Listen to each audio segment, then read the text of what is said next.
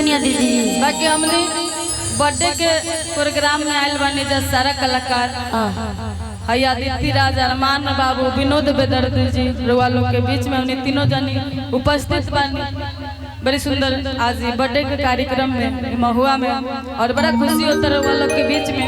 ताई बड़ी सुंदर भोजपुरी भजन तो भइल, अब चलल जाओ थोड़ा अल्लाह भक्ति से शक्ति में। हाँ कोको कोला होई सब होई। हम चाहेंगे अरमान कि अगर हम लोग एक बर्थडे के कार्यक्रम में आए हैं तो उस बच्चे के लिए एगो तो क्यों नहीं, वो तो जरूरी है, कुछ गा दे जरूरी है। सब लोग के भगवान के लिए गाएं, एक बच्चे के लिए भी गा ले। उसके बाद में आप ही लोग के लिए तो हम लोग आए हैं। ना ना वो ना, पहले थोड़ा सा लेके चली हिंदी वाला भाव। बार बार दिन ये आए, बार बार दिल ये गाए, तुम जियो हजारों साल ए आरज़ू है मेरा। Happy birthday to you, happy birthday to you, happy birthday to you Anis, happy birthday to you. और बहुत अच्छा लगा आज अनीस बाबू का जन्मदिन है, तो उनकी जन्मदिन की ढेर सारी शुभकामनाएं। मैं भगवान से ही प्रार्थना करूंगा कि वो जहाँ भी रहे खुश रहे और जिंदगी की तमाम खुशियां पाए।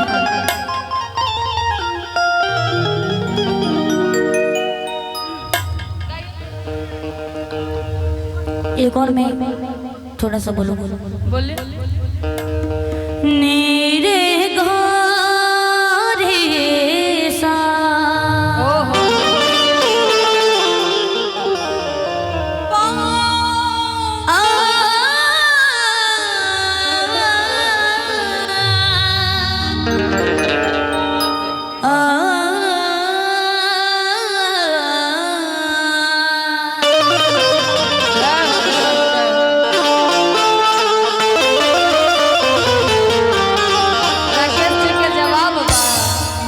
सबसे पहले तो मैं चाहूंगा कि हमारे बेंजू वाले भैया के लिए एक बार जोरदार ताली बजाइए, तभी होगा। एक बार हाला करके जोर से। सजा दो घर को गुलशन सा, सजा दो घर को गुलशन सा, मेरी सरकार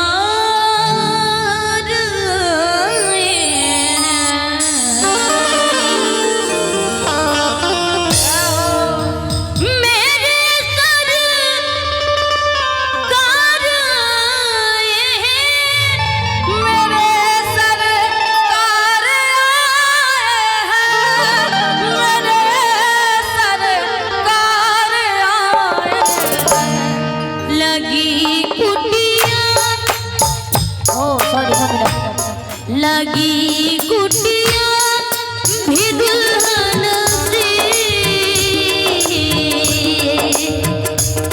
लगी कुटिया भी दुल्हन सी, मेरे सरकार